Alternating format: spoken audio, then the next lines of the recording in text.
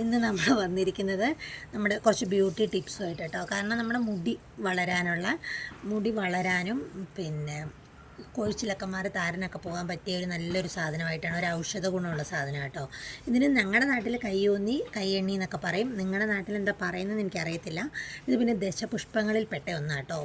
ഇത് സമൂലമാണ് നമ്മൾ ഉപയോഗിക്കുന്നത്. ഇതിങ്ങനെ വേരോടെ പറിച്ചെടുക്കും. പറിച്ചെടുത്തിട്ട് നമ്മൾ തലയത്തേക്ക് ഇത് എണ്ണ കാച്ചി തേക്കുന്നവരും ഉണ്ട് കേട്ടോ. എണ്ണ കാച്ചി നമുക്ക് തേക്കാം. പിന്നെ ഇത് നമ്മൾ വെയിലത്ത് വെച്ച് ഉണങ്ങരുത്, അല്ലാതെ തണലത്ത് വെച്ച് ഉണങ്ങിയിട്ട് അതിന് വെളിച്ചെണ്ണയിൽ പൊടിച്ചിട്ട് വെച്ചിട്ട് നമ്മൾ തേക്കാറുണ്ട്. പണ്ടുള്ളവർ പറയുന്നത് വെയിലത്ത് വെച്ച് ഉണങ്ങി അതിൻ്റെ ഔഷധ ഗുണം പോകുമെന്നൊക്കെയാണ്.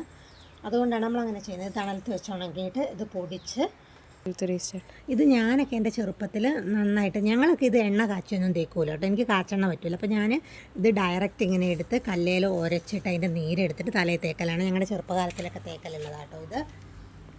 അതിന് ഇവരൊന്നും അങ്ങനെ തേച്ചിട്ടൊന്നുമില്ല. ഇത് നല്ലതാട്ടോ. ഇതിൻ്റെ നീരെടുത്ത് തേച്ചാൽ മുടി നന്നായിട്ട്.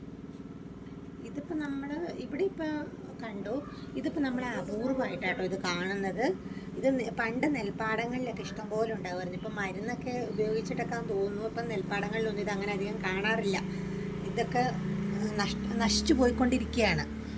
അപ്പോൾ ഇന്ന് ഞാനിപ്പോൾ കണ്ടപ്പം നിങ്ങളെ ഒന്ന് പരിചയപ്പെടുത്തി തേക്കാമെന്നൊക്കെ വിചാരിച്ചു. പിന്നെ ഞങ്ങളുടെ നാട്ടിൽ ഇതിനെ ഞാൻ പറഞ്ഞില്ലേ കയ്യോന്നി എന്നാണ് പറയുന്നത്. നിങ്ങളുടെ നാട്ടിൽ ഇനി എന്തെങ്കിലും പേരുണ്ടോ എന്ന് എനിക്കറിയത്തില്ല. ഉണ്ടെങ്കിൽ ഒന്ന് കമൻറ്റ് ചെയ്യണേ.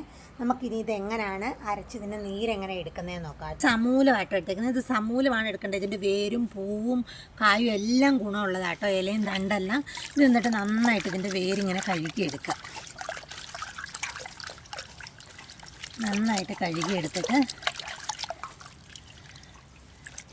ഞങ്ങളൊക്കെ ചെറുപ്പത്തിൽ ഇഷ്ടംപോലെ ഇത് ആഴ്ചയിലൊന്നും രണ്ടും ഒക്കെ പ്രാവശ്യം തേച്ചുകൊണ്ടിരുന്നതാണ്. ഇപ്പോൾ സാധനം കിട്ടാനില്ലാത്തത് കൊണ്ട് ഇനി ഇത് നന്നായിട്ട് നമ്മൾ കഴുകി പിഴിഞ്ഞെടുത്തു. ഇനി നമ്മളിത് നന്നായിട്ട് ഉരയ്ക്കുക. അല്ലെങ്കിൽ എന്തെങ്കിലും സാധനം ഉണ്ടെങ്കിൽ അതുകൊണ്ട് അതിനെ ഇടിച്ചാൽ മതി കേട്ടോ. കല്ലൊക്കെ വെച്ചാണെങ്കിൽ ഉരച്ച് എന്തെങ്കിലും ഇതിൻ്റെ നീര് വരിക. നമ്മുടെ കയ്യിലൊക്കെ കറിയാവും. കറുപ്പ് കളറായി ഇതിൻ്റെ നീരിന് കണ്ടോ. മുടി കറുപ്പിക്കാൻ എനിക്ക് തോന്നുന്നത് ഇത് തന്നെ മതിയും തോന്നും, ഡൈക്ക് പകരമൊക്കെ. കണ്ടോ കൈയിലൊക്കെ ഇങ്ങനെ കറുപ്പ് കളറ് വരും. അരച്ച് ഞാൻ എടുത്തിട്ടുണ്ട്. ഇനി ഇതിങ്ങനെ പിഴിഞ്ഞെടുക്കാം. ഇതിൻ്റെ നീര് നല്ലൊരു കറുപ്പ് കളറിലുള്ള നീരാട്ടോ. ഇച്ചിരി നീരേ കിട്ടുള്ളൂ, അത് മതി നമുക്ക് തലയിൽ തേക്കാൻ. 2-3 പ്രാവശ്യം ഇങ്ങനെ ഉരച്ച് എൻ്റെ കയ്യിലുള്ള ആ നീര് മുഴുവൻ ഇങ്ങോട്ട് കിട്ടും. അത് നമ്മുടെ തലയിൽ തേച്ചാൽ മതി. ഇത് ആഴ്ചയ്ക്ക് 1 പ്രാവശ്യമോ 2 പ്രാവശ്യം ചെയ്താൽ മതി. പിന്നെ കൂടുതൽ ആൾക്കാർ നമ്മൾ എളുപ്പത്തിന് ഇതിങ്ങനെ പിഴിഞ്ഞൊക്കെ എടുക്കാൻ കയ്യിലൊക്കെ കറയാകുന്നുള്ള എളുപ്പത്തിന് നമ്മൾ ഇത് ഉണക്കി തണലത്ത് വെച്ച് ഉണക്കി പൊടിച്ച് എണ്ണയിലിട്ട് വെക്കും.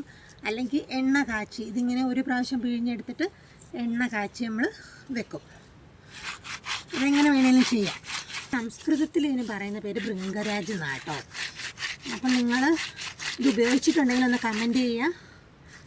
ഏതെങ്കിലും രീതിയിൽ ഉപയോഗിച്ചിട്ടുണ്ടെങ്കിൽ ഒന്ന് കമൻറ്റ് ചെയ്യുക കേട്ടോ.